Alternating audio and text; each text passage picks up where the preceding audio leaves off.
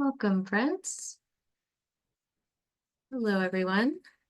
My name is Maddie Rose. I use she, her pronouns, and I am on staff at Pendle Hill. I am the Education Program Coordinator, and I am delighted to be your MC of sorts this evening. Thank you all so much for joining us today. It is my pleasure to host tonight's Pendle Hill First Monday lecture. Those of us in the barn here at Pendle Hill are located on Lenape land on what is now known as Wallingford, Pennsylvania. As many of you know, Pendle Hill has been an experiment in spiritual learning community since 1930. So hello to folks on this call who have been leaders, alums, and those who are new to us tonight. Welcome. Before I say a little bit more about the program we have in store for you this evening, I want to share a few logistical notes.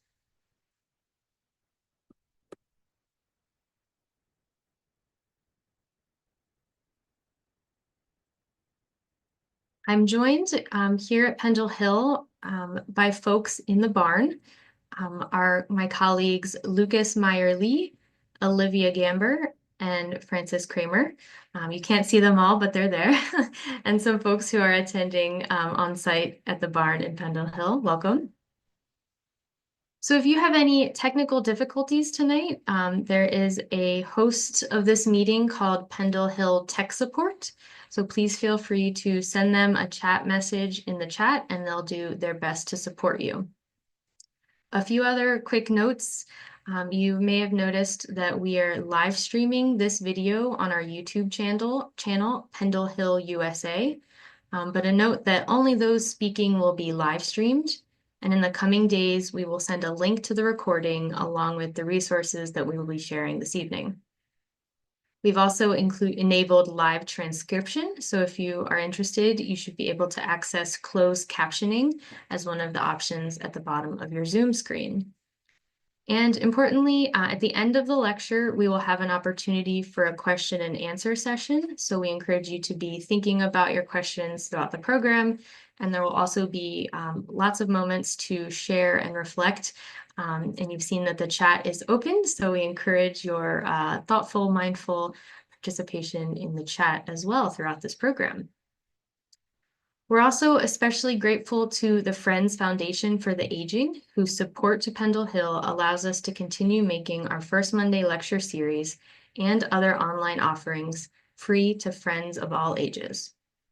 It is our hope that in these challenging times, this lecture series can be a moment for us to turn towards each other, learning how to build this beloved community together. So now I am delighted to introduce our speakers for tonight. Dr. Harold D. Weaver, Jr. is the founder and director of the Black Quaker Project, BQP, a ministry celebrating the lives and contributions of Quakers of color worldwide and documenting and addressing their concerns. It is an outreach and inreach of his Wesley Friends Meeting. Hal has spent his life confronting the cancer of white supremacy throughout the world, drawing upon the Quaker testimonies of truth, peace, equality, community, and justice. Through the BQP, Hal has produced several publications relevant to Quakers, and we'll be putting those in the chat now for you to access, some of them. Hal's Quaker governance roles have included serving with the Quaker United Nations Office, American Friends Service Committee, Pendle Hill, Friends General Conference, Friends World Committee for Consultation, and the Haverford College Corporation. The founding chairperson of the Department of Africana Studies at Rutgers University during the early days of the Black Studies movement, Hal is currently an associate at Harvard University's Hutchins Center for African and African American Research, and was honored in 2022 with the Distinguished Alumni Achievement Award from Haverford College. Hal lives in Newton, Massachusetts, and Oaxaca, Mexico, with his life partner, Ann Steer Nash and attends Wellesley Friends Meeting and the Oaxaca Quaker Worship Group that he co-founded more than a decade ago. Nozizwe Madlala-Routledge is a Quaker and social justice activist from Southern Africa. In 2021, she was the first person of color from the Global South to be appointed as CUNO Geneva Director. Prior to that, she taught a 2020 spring semester course on South Africa's peaceful transition at Haverford College to a diverse group of students from the Tri-Colleges, which includes Haverford, Bryn Mawr, and Swarthmore Colleges. She was one of few women at the negotiations for the South Africa's transition as part of the Convention for a Democratic South Africa, a multi-party negotiations platform of all political stakeholders, which negotiated South Africa's transition from apartheid. She then worked as managing secretary of the Transitional Executive Council's Sub-Council on the Status of Women. In 1994, Nozizwe was on the African National Congress Proportional Representation Party list to Parliament in South Africa's first non-racial democratic election, which installed Nelson Mandela as the country's first Black president. From 1999 to 2004, she served as a Deputy Minister of Defense, a Quaker and the first woman to serve in this role. She also served as Deputy Minister of Health from 2004 to 2007. In 2008, she was elected Deputy Speaker of the National Assembly. In 2009, she left Parliament and co-founded Embrace Dignity with her husband, Jeremy Routledge. She is a recipient of the Tannenbaum Peacemakers Award and honorary doctorates from Haverford College, the University of Pennsylvania, and the University of Bradford, United Kingdom. She has a Bachelor of Social Science honors degree from the University of Cape Town. Thank you so much for joining us both tonight. At this point, we will settle back into silence now, and I will invite our speakers to break the silence when they feel led. Thank you so much.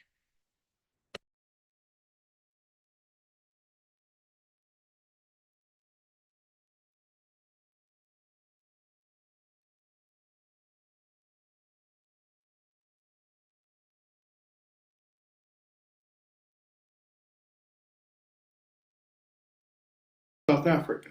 I'm also grateful to my greetings from Oaxaca, Mexico. Thank you, Maddie, for that generous introduction. Thank you, Pendle Hill, for this invitation. Welcome, friends, to the 2025 Black History Month First Monday Lecture presented by the Black Quaker Project in partnership with our longtime friend, associate, and collaborator, Nozizwe Madlala-Routledge, who is joining us from Cape Town, South Africa. I'm also grateful to my BQP team in Philadelphia for their contributions to this presentation. To Sue Spinner for researching and drafting much of our presentation and for serving as a presenter this evening. And to Cooper Vaughn for his writing and research contributions, production of all slides, and behind-the-scenes technical work. In fact, a great part of my presentation tonight is based on their research findings. Finally, I thank Ann Steer Nash for all her support, including the poem she discovered in the Pendle Hill archives, which we are about to share with you. This reading of Revelation, composed by lifelong educator and active member of Quaker governance, poet Helen Morgan Brooks, and read by voice actor Janae Fleming, is featured in the forthcoming audiobook of our 2011 published anthology, Black Fire, African American Quakers on Spirituality and Human Rights. You can find this reading in the most recent episode of the Quaker podcast. I too bear record and testify to the things that I saw. praying all saints and our Father in heaven to have mercy on all little people, all hopeless ones, all hired hands, all sharecroppers, all tired washerwomen, all scrub women, the carriers of the hod, the laborers with pick and shovel, all menials, all who are rejected, all derelicts, all the abandoned, the worn prostitutes, the whoremongers, the parasitical, the slaves of uncertainty, the nervous, the mentally deficient, the failing, the unwanted, the lonely, the degraded, the fallible, the delusioned, the dejected, the injured, the maligned, the sick, the weak. All Pharisees, all pretentious ones, all sinners and transgressors, and lastly, the Judas Iscariots, the betrayers, and the betrayed. Oh, my people, if I could gather you together as a hen gathereth her brood under her wing, and save you from sedition, false doctrine, heresy, schism, and contempt of God's word and commandment. The things we hear with our ears, we can refuse to believe, but the things we see with our eyes, we are bound to believe. Therefore, those who have ears to hear, let them hear. Those endowed with reason, let them reason. Those who know how to pray, let them pray. And those who have tears to shed, let them shed them now for my people's sake. Our presentation tonight, friends, is a follow-up to last year's Truth and Justice. The Black Quaker Project challenges Quakerism in the 21st century. Last year, we challenged friends to put justice front and center, to find an alternative to the inadequate, misleading acronym SPICES as a summary of our Quaker testimonies, and to use retrospective justice as a Quaker model for healing historical injustice. Tonight, friends, we seek to build upon those themes and ideas. Ultimately, we will call for action in a 10-point call to action for Quakers now. Before that, we will share with you part of, quote, the exponential impact of historical and ongoing injustice throughout centuries by Western civilization, including Quakers, and analyses and solutions put forth by selected friends of color in materials the Black Quaker Project have collected. Friends, what has significantly happened among friends worldwide since our February 2024 Pendle Hill presentation? The synthesizing tapestry document produced at the FWCC World Gathering in Johannesburg last August came forth with an electrifying, insightful, comprehensive appeal to friends, which we will now share with you. We grieve with God for the exponential impact of historical and ongoing injustice. This includes the impact of colonization, forced displacement, slavery, economic exploitation, and racism. We are called to disrupt patterns of oppression and division, to acknowledge offenses, to challenge false notions of white supremacy, to repudiate doctrines of discovery, to make amends, and to work for reparative and retrospective justice. We are called in our Quaker communities to be patterns and examples, to share gifts and skills, to be brave, to become radically inclusive, and to celebrate diversity. Are we all ready to take up these callings? A question of reflection that I pose for you now. What is your response to this World Plenary Calling? Please take a minute, literally, to reflect and to put your responses in the chat.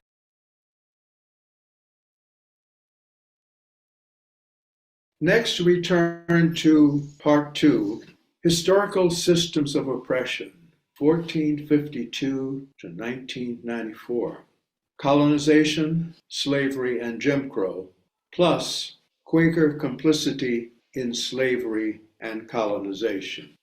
1. How has white Western civilization exploited people of color worldwide for several centuries for its own selfish interests?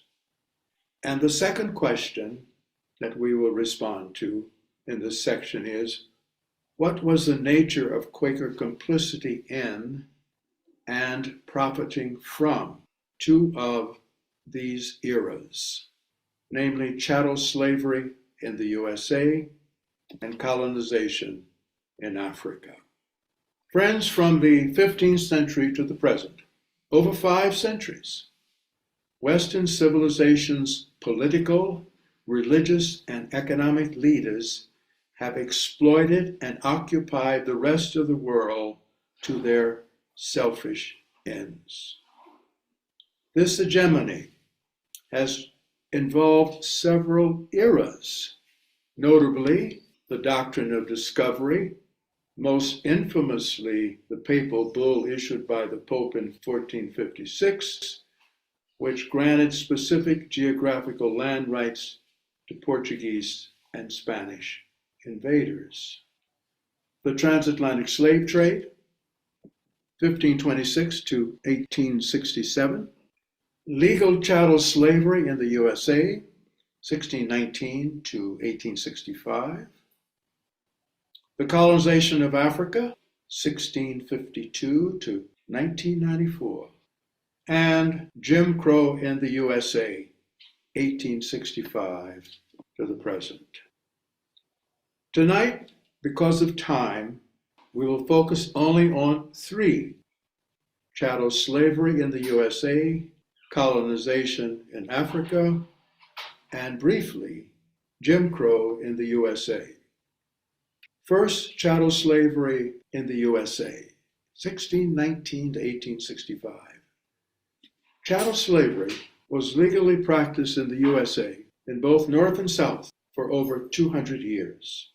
Enslaved African men, women, and children toiled as field hands on plantations throughout the Deep South, responsible for planting and harvesting the cotton, the hemp, sugar cane, rice, and tobacco, which enabled the USA to become a world power. It was illegal to teach enslaved Africans to read and write, and plantation owners routinely beat, whipped, mutilated, and violated their captives. However, chattel slavery was not limited to just southern plantations. Many of the country's elite universities were complicit in slavery. The presidents, for example, and faculty of Harvard University owned slaves, and many of their institutions were endowed by plantation owners in the Deep South and West Indies. Enslaved Africans were exploited as legal property and could be used as collateral in business transactions, to pay off debts, to purchase additional land or enslaved peoples, and were sources of tax revenue for state and local governments. In the 1800s, Philadelphia-based Brown Brothers Harriman, now one of the oldest and largest private banks in the USA, owned hundreds of enslaved Africans and financed the cotton economy by lending millions of dollars to Southern plantation owners, slave traders, and cotton brokers. Friends, we now raise the question, how did Quakers historically participate in and benefit from the economic juggernaut of chattel slavery in the Americas? We draw much of this section from the recent groundbreaking Pendle Hill pamphlet by Mary Watkins, Hypocrisy, Racism, and self-interest on the path to reparations. Quaker complicity with slavery, 1657 to 1776, which I highly recommend that all of you read if you are interested in the reality of Quaker history. Although many friends tend to focus on Quakers' participation in the abolition of slavery, we also obviously now know that there were many friends who directly participated in and benefited from slavery and the slave trade, such as those in Barbados and Virginia. Thousands of Quakers enslaved and sold Africans during the 17th and 18th centuries, until slavery was made a disownable offense among members of Philadelphia Yearly Meeting in 1758. By 1700, all but 4 of the thousands of Quaker families living in Barbados enslaved Africans. Until the 1750s, the majority of Pennsylvania Quakers in leadership positions, including William Penn, owned enslaved people. Even if early friends did not enslave people directly, they participated in a slavery-powered economy called the triangular slave trade. By trading their timber and food for slave-produced sugar and cash. Importantly, our founder, George Fox, did not oppose slavery. In fact, he argued that slave owners should make sure to share the gospel with the people they enslaved, so that they could achieve spiritual but not physical freedom. Even after visiting Barbados himself, Fox only urged enslaved to, quote, deal mildly and gently, end of quote, not using cruelty against the enslaved, and proclaiming that those enslaved should be freed after 30 years. Watkins warned of the dangers of denying our own history, and I quote her, the self-righteous narrative of Quaker superiority to other Christian faiths by virtue of our involvement in the Underground Railroad and other abolitionist efforts situates us as an enlightened folks who have steadily been on the right side of history. This false narrative, friends, of exceptionalism does not help us dissolve ongoing hypocrisy by confronting historical and ongoing racism. I now invite Nozizwe, our dear friend, collaborator, and associate, to share her wisdom and feelings about colonization in Africa, 1652 to 1994. Good evening, friends. James Baldwin said, "Not everything that is faced can be changed, but nothing can be changed until it is faced." We will now discuss colonization in Africa, its devastating impact, and the urgent call to action for reparatory and retrospective justice.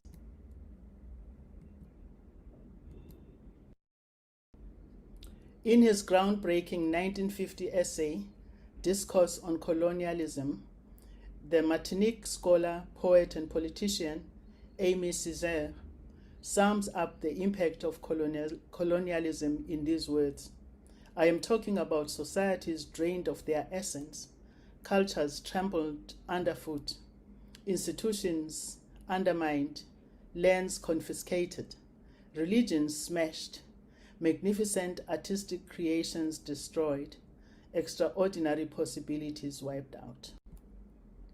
In the scramble for Africa, European imperial powers claimed control of most African territory, In the 1870s, only 10% of African territory was controlled by European countries.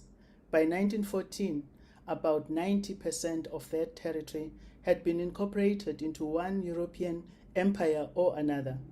The Berlin Conference of 1884 to 1885 brought together European powers with representatives from France, Germany, the UK, Italy, Spain, Portugal, Denmark, Holland, and Belgium, with delegates from the USA and Russia attending as observers.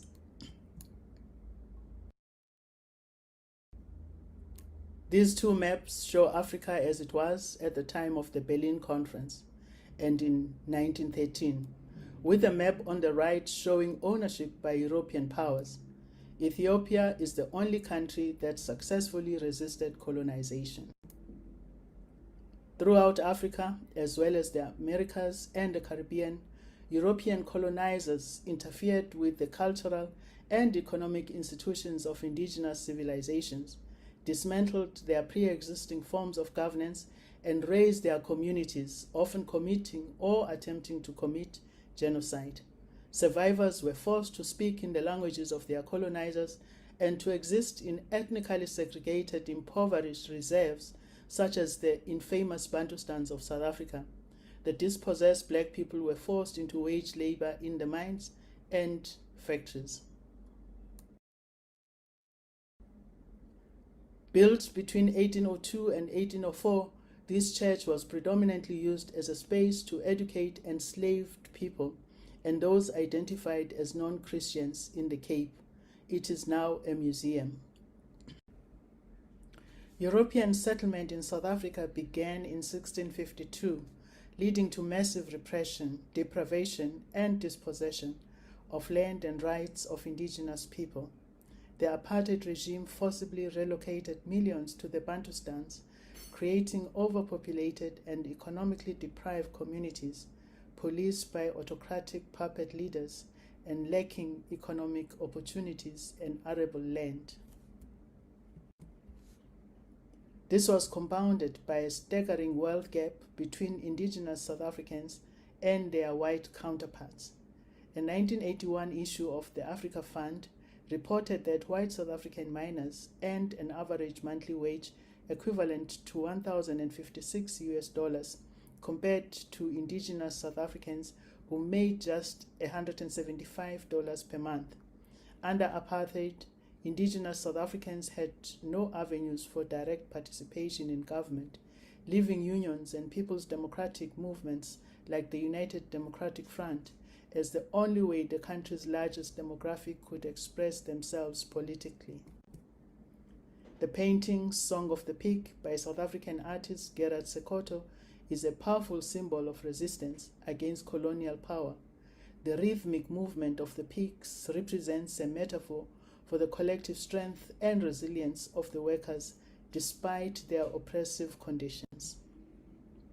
The first Quakers in South Africa were Dutch Nantucket whalers who settled in Cape Town in 1728. Among enterprising friends bound from England to the Far East were those in temporary postings doing specific jobs for overseas firms like the Clarks and Gillies, and some went on regular visits connected with family business concerns. Quakers did not oppose British colonization, rather prioritizing business interests over indigenous people's rights. In the Anglo-Boer War, they supported reconciliation between British and Dutch, but there was no such commitment or advocacy for the rights of the indigenous people. We must acknowledge and address the harm this caused. Acknowledging this involves listening deeply and working towards reparative justice with humility. Nicholson, in Quakers Were Colonizers, says, "The work is made manifest when we listen deeply to movement of the spirit inwardly and amongst friends. This is not to be comfortable and shall be taken on with humility and openness." Quakers were partners in Wilson Rowntree, a subsidiary of the Rowntree Confectionery Company based in York, England. The Wilson Roundtree Company treated their black workers inhumanely and colluded with the apartheid state. The conditions at the Wilson Roundtree factory precipitated a strike rooted in long festering issues of structural violence. In a massive state crackdown, 500 workers were dismissed and their leaders were detained. The Wilson Roundtree struggle became part of the struggle to end apartheid and establish democracy. It awakened people's conscience about standing in solidarity with those who suffered. It created heroes as well as victims. Those who led the struggle suffered while selflessly contributing not only to protecting rights of workers, but also building the new South Africa. After the public apology of April 2021, the Joseph Roundtree Charitable Trust invited Dr. Hellweaver and I to present retrospective justice to the Working Group on Reparations. We had hoped to support their work to bring about justice for the former workers. The JRCT also stated that it would work with the Roundtree Society to sponsor research that will explore the history of the Roundtree business in more detail. The planned academic research must involve institutions and individuals in Africa. For transparency, the preliminary research should be made public. The call for retrospective justice for the victims of the Wilson Roundtree struggle is not about retribution, it is about acknowledging harms. Quakers could work with the Roundtree Trust to achieve the goal of repairing the harm and achieving justice through being radically truthful, recognizing the inherent equality in every person, and working to bring justice to those who suffered terrible injustices. We could bring peace to ourselves, to our communities, and the world.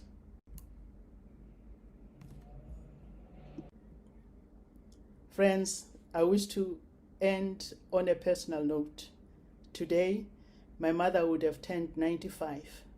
My granddaughter, Lisedi, will turn 3 this week.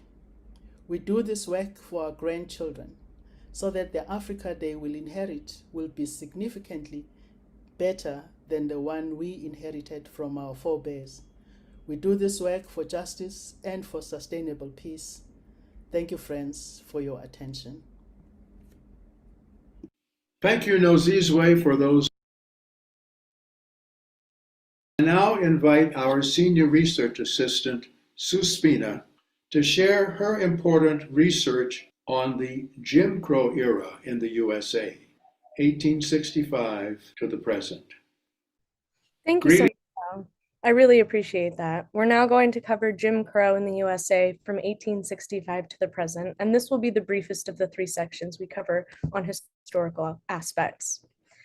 Despite the formal end of slavery in 1865, many forms of systemic violence and direct violence were built into the fabric of USA society to target African Americans and other marginalized groups.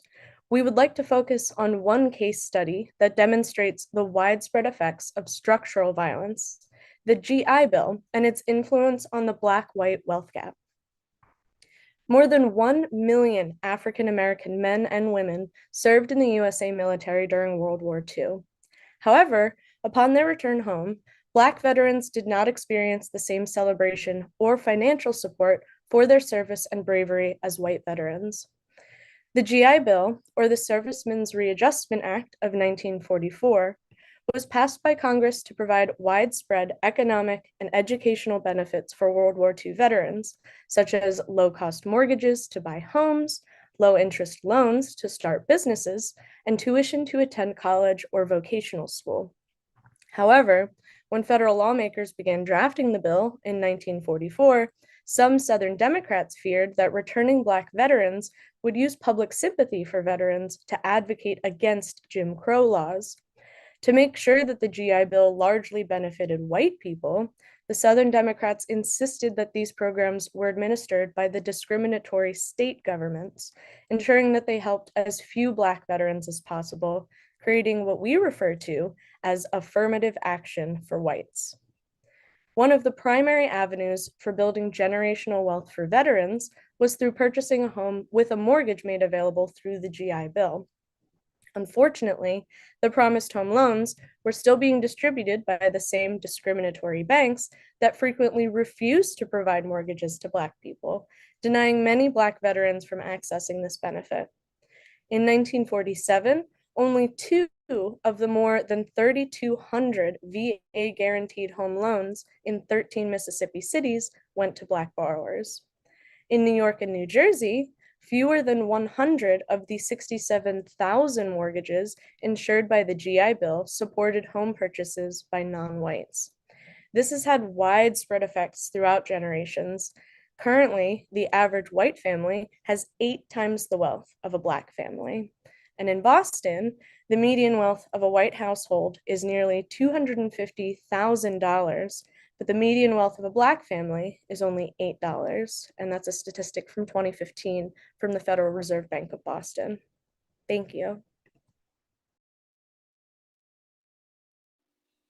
Thank you, Sue, for helping us understand how some recent realities of injustice greatly impact our current situation in the USA. Friends, there are 2 queries for reflection. Please select one of them and take a minute to reflect and to share your responses in the chat. 1, what are your gut feelings to what you have just heard about historical injustice? The second option, how do we center those who endured pain and continue to endure pain through historical injustice?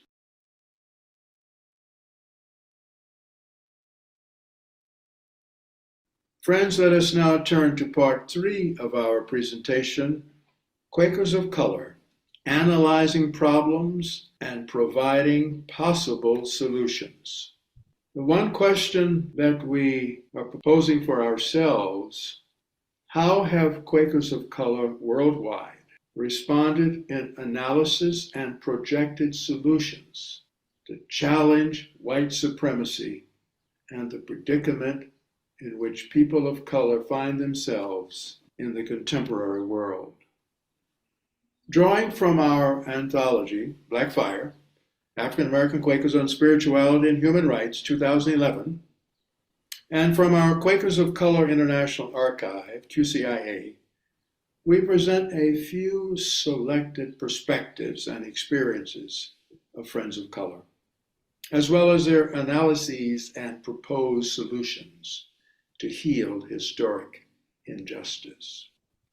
Anthropologist Vera Green, 1928 to 1982, conducted a study which revealed that socioeconomic divisions was a major deterrent for African Americans from involvement in the Religious Society of Friends.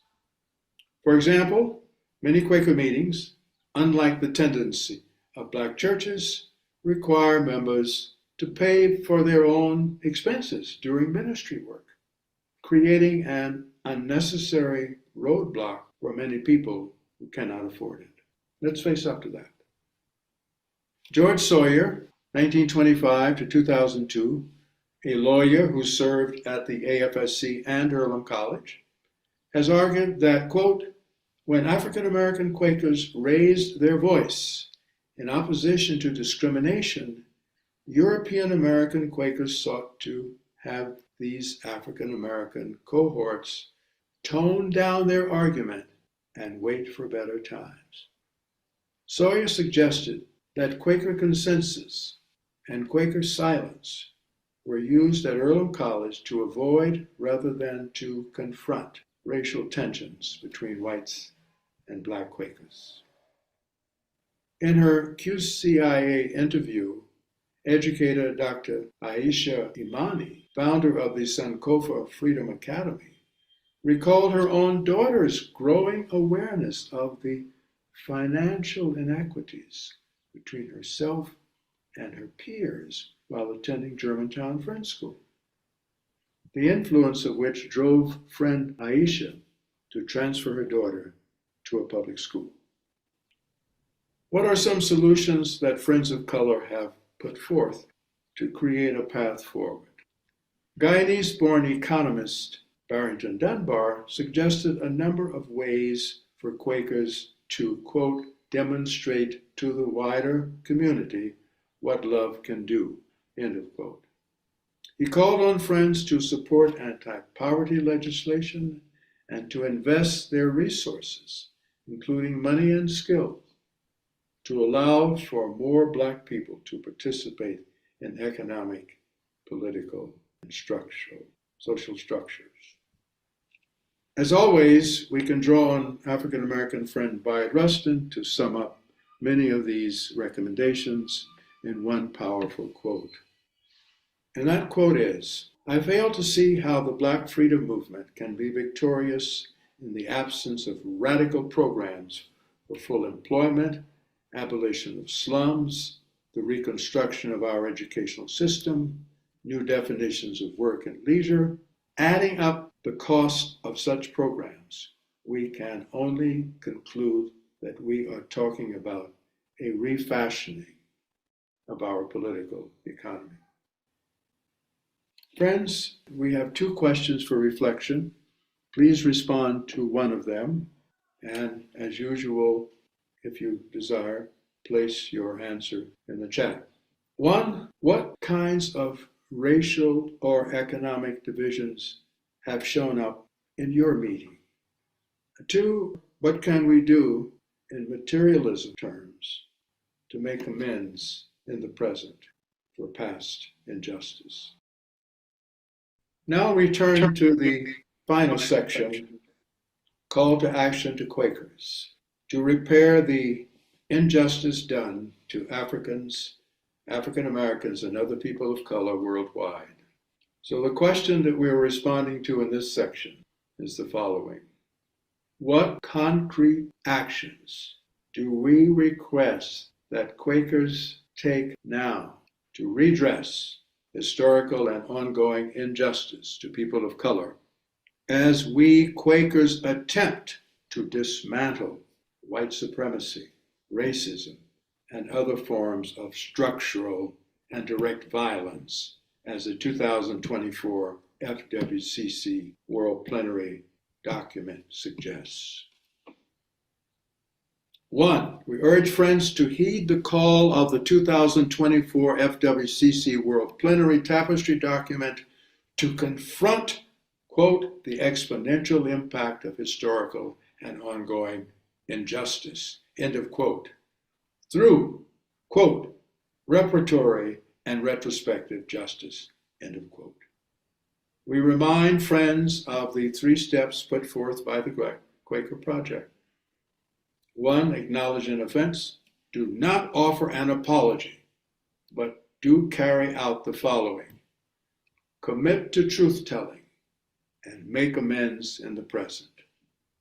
Number 2, we urge friends to take tangible action steps towards healing historical and ongoing injustice by the 2027 meeting online of the FWCC World Plenary. We also urge monthly meetings and Quaker organizations such as CUNO, AFSC, FCNL, FGC, FUM, and others to take action along the same time frame. Number 3, we urge friends to support the PAR group, Participation, Action, Research, and Reflection Group on Reparatory and Retrospective Justice, that emerged from the FWCC World Plenary. Various specialists are needed, especially historians and economists, to help assess and document the exponential impact of historical and ongoing injustice. Number 4, we urge friends to put the justice testimony front and center in our testimonies. Front and center, the justice testimony. Number 5, we urge friends to replace spices with a new acronym, JAM with spices, justice and mercy with simplicity, peace, integrity, community, equity, and stewardship. Number 6, we urge friends to divest from organizations contributing to contemporary injustice, such as genocide in Palestine, and not participate in their activities. Number 7, we urge friends to provide adequate education programs on how Western powers rely on the International Monetary Fund and structural adjustment programs to oppress and impoverish the global South, and be prepared to support efforts to oppose these forms of structural violence with radical anti-violence. Number 8, we urge Roundtree charities and foundations to do the following. Release the preliminary research which identified histories of race-based hierarchies and racial exploitation within the Roundtree story. Develop a plan for retrospective justice for its past injustice in South Africa and elsewhere. Be open and transparent about the Joseph Roundtree Charitable Trust progress. Review the policy of funding only charities in the UK while neglecting philanthropic activity in regions where injustice has historically occurred.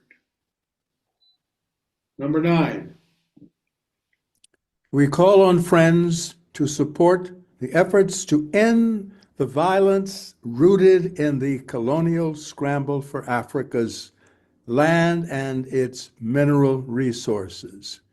We urge friends to provide adequate education programs on how the redrawing of Africa's borders caused interethnic divisions. Specifically, we ask friends to actively support the call of the African Union for 2025 to be declared the year for reparatory justice and racial healing. And finally, number 10, we urge friends, in the words of by Rustin, to, quote, refashion our political economy, end of quote, by reconceptualizing housing, education, leisure, and employment. In order to achieve this, we must do more than put pressure on government. We encourage friends to initiate and to engage in mutual aid, sharing resources, knowledge, and skills in all ways possible, so that we can move towards Rustin's vision of society. Friends, are we ready?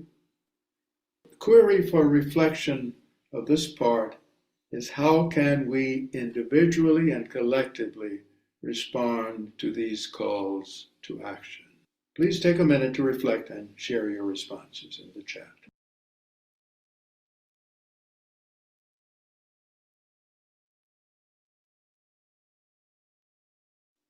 Friends, we feel that the best way to conclude this presentation is to repeat the paragraph coming out of the World Plenary's Tapestry document last August in Johannesburg. We grieve with God for the exponential impact of historical and ongoing injustice. This includes the impact of colonization, forced displacement, slavery, economic exploitation, and racism.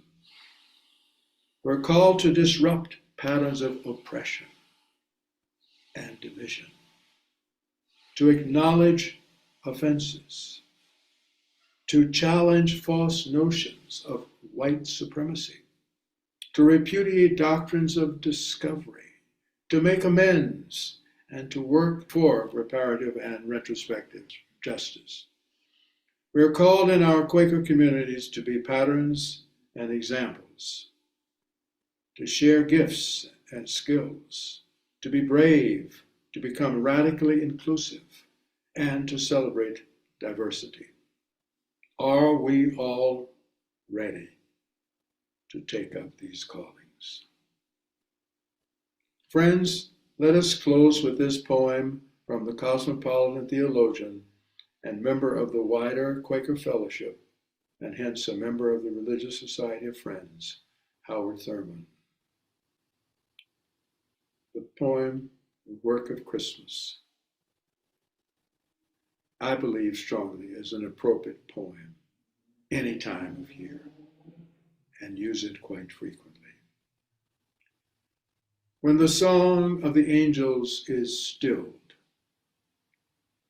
when the star in the sky is gone, when the kings and princes are home, when the shepherds are back with their flock, the work of Christmas begins.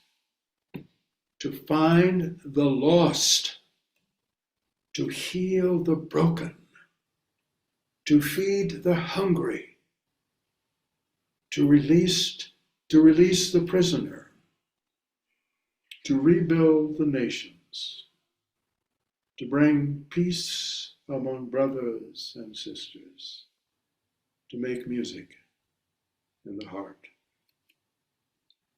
Thank you, friends, for your attention. Friends, we look forward to our dialogue with you. We await your questions and comments.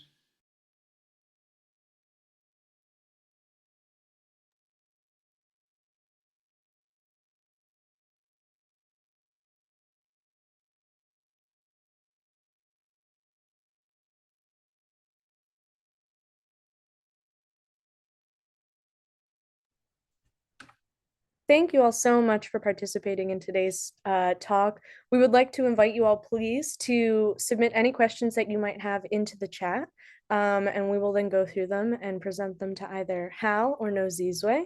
I would actually recommend that if you have any questions for Nozizwe, to please include those in the chat now. The time difference between here and South Africa is, I believe it's quite late where she is. So we would love to prioritize the questions to her first.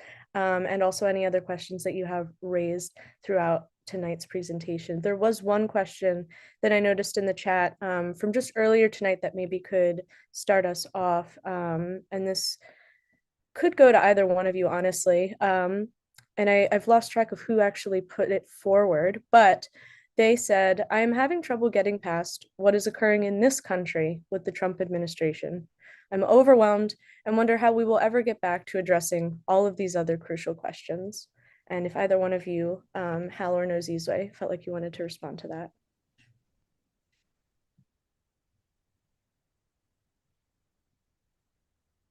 I feel very strongly that the call that Quakers made in Johannesburg in South Africa in 2024 gives us a very clear direction of what we must do.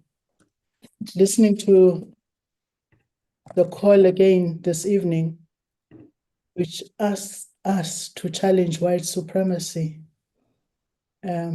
makes me think that our work is cut out for us, especially at this time in our world, because I feel that we need to address white supremacy that I hear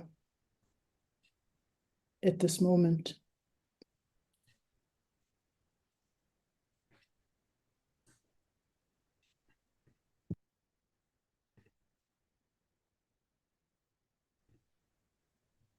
Thank you, Nozizwe. I've seen another question now from Madeline McKay. How can we strengthen partnerships with Black Quaker organizations in Africa? And I feel like that might also be another good one for you, Nozizwe. Could you please repeat, Sue? Sure. How can we strengthen partnerships with Quaker organizations in Africa? Thank you. We have support from some friends for the work in Africa.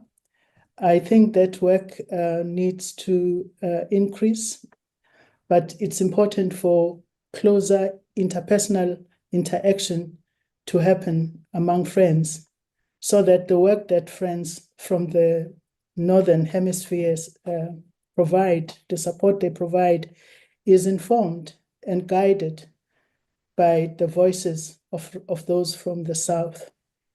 I think our friends need to increase trust, and where there is a lack of trust, to actually work on those issues to say what is it that has caused that lack of trust.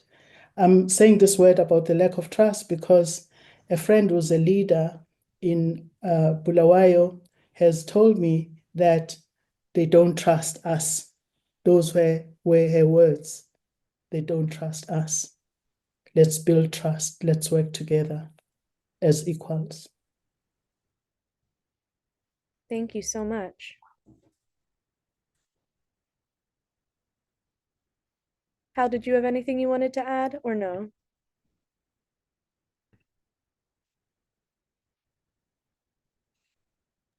Am I unmuted now? Now you are, yes. Sorry, I've had some technical problems. I just wanted to add a bit to Nozizwe. In preparation for the meeting in Johannesburg, the FWCC and the Africa unit of FWCC were in frequent touch with the Black Quaker Project to collaborate. We very actively collaborated with them in selecting the songs that were sung in Johannesburg. We very actively collaborated with them when they invited us basically to do a sermon, which was a message about retrospective justice. And of course, with the organization that Nozizwe has founded and is now co-heading, the organization that has come out of the meeting, the plenary, world plenary in Johannesburg, there are mechanisms for collaboration. And one specific mechanism for collaboration is the now organizational link between African Quakers and Quakers in the Americas.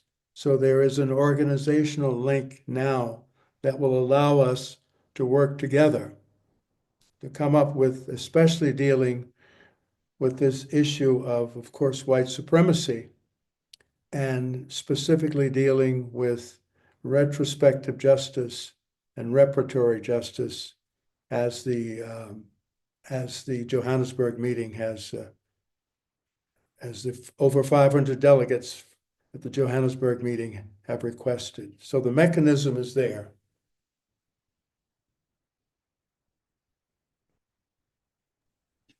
Thank you, Hal. I saw another question. This is from David Hartsaw. What do you see as the best way to radically change the structural injustice between the rich global North and the countries much poorer in the global South? And that can be to either one of you.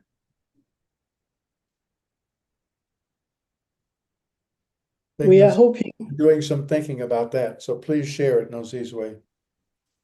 We are hoping through the PAR group, the Participation, Action, Reflection, and Research on reparatory and retrospective justice, to attract economists who can help us understand exactly these disparities between the global North and the global South. As I was listening to Sue's presentation and listening to the disparities that arose out of the GI Bill, I was thinking exactly of the disparities in our own, on our own continent. And yet our continent, Africa, is rich. But the North, through institutions such as the IMF and the World Bank, keep Africa poor. I would like to ask friends in the Northern Hemisphere to work on these issues of how to transform these institutions that keep Africa poor. You saw in my presentation the depiction of how our borders were redrawn in 1884 to 1885 and the conflict that this has created. As you know, the war in Eastern Congo is a war on our resources. We urge friends at this point in time to hold Africa in the light, to work with us, to find ways to transform this conflict that was created through the drawing of these ethnic borders that separated people who were from the same ethnic group and put them in different countries.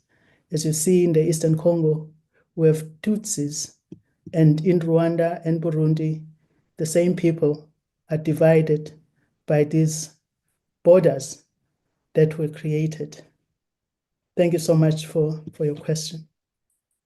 Sue, may I make a slight correction of what you said? The idea of this was also to get you and Cooper involved in this discussion based on all the wonderful research you have been doing for the Black Quaker Project. So please feel free to intervene where appropriate and to call upon and Cooper to do the same thing. Will do. Thank you, Hal. Did you have anything you wanted to add to that question, or should I move on? Move on, please. Could Gotcha. I just add quickly my appreciation that in the audience tonight, I see my former colleague, Sarah Clark, and her partner in Cuno, New York. I hope that we can continue to work together using this powerful Quaker institution, the Quaker United Nations Office, on these issues. We have specifically pinpointed Cuno as an organization that we think can make a great contribution in this area, and hope that Cuno New York and Cuno Geneva will join the struggle.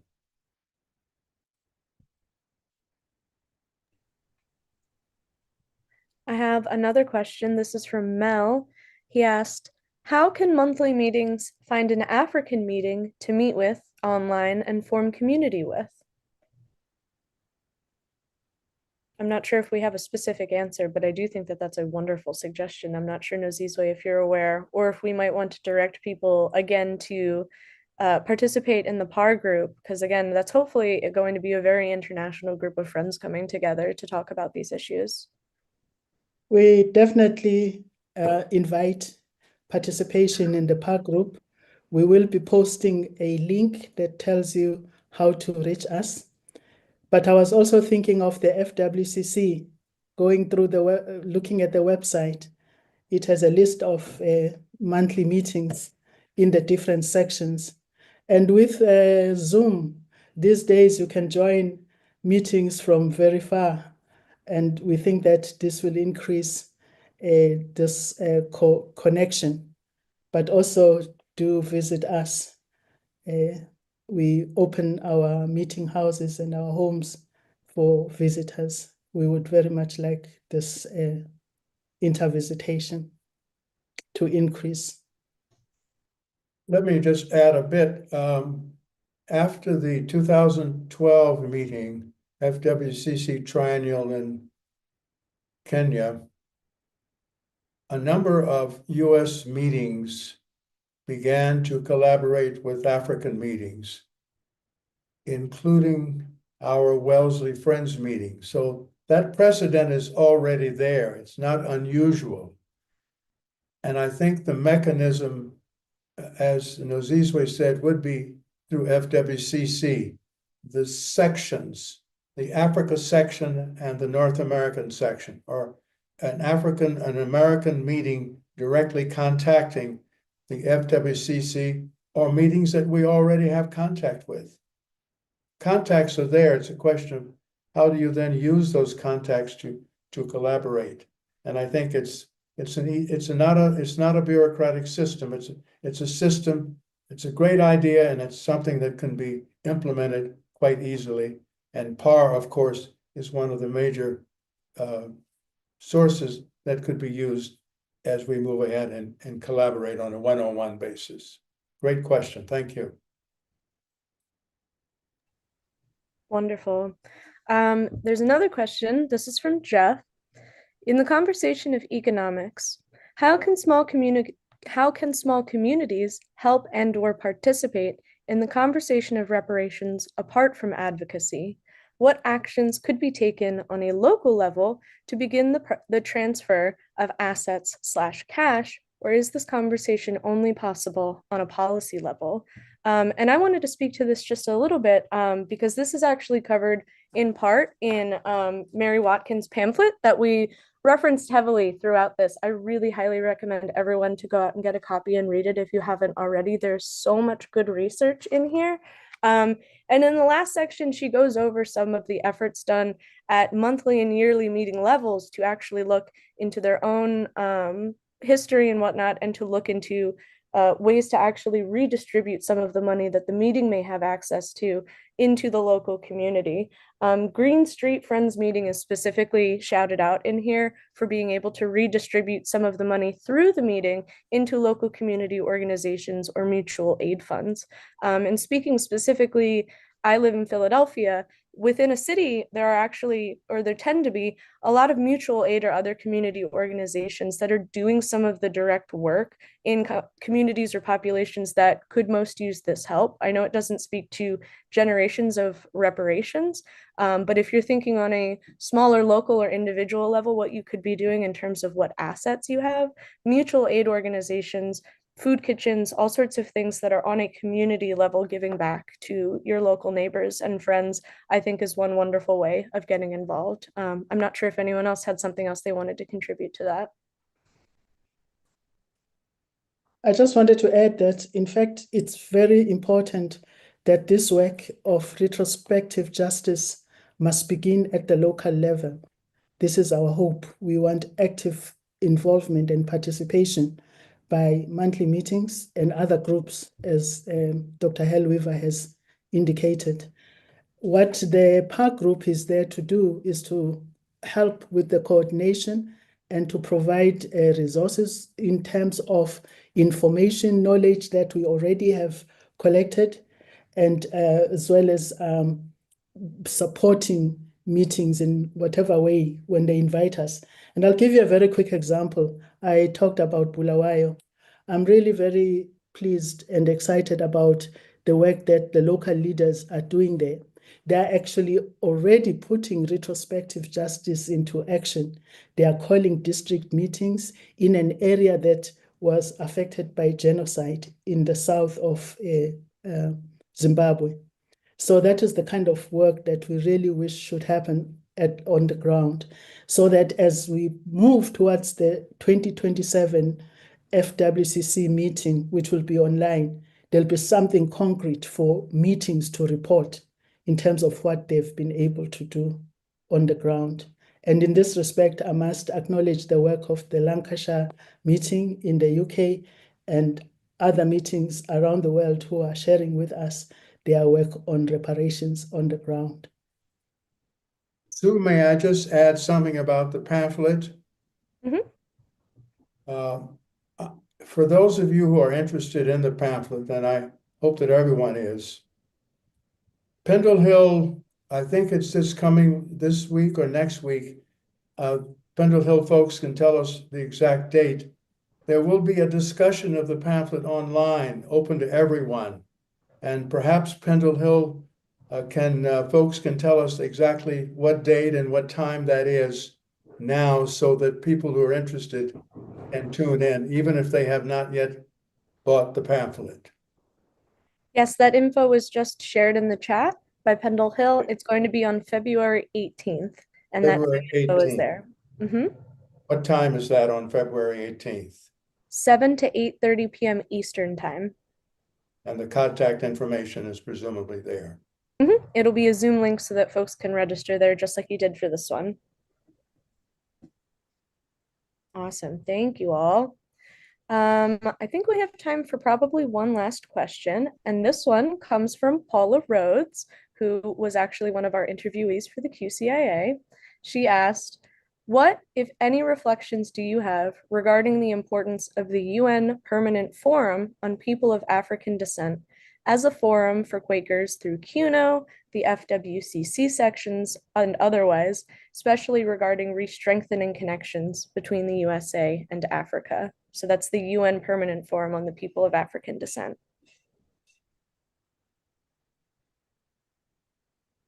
I want to appreciate that input by friend Paula Rhodes. That is such an important question, because I was actually thinking we should find ways to support the UN Permanent Forum on People of African Descent.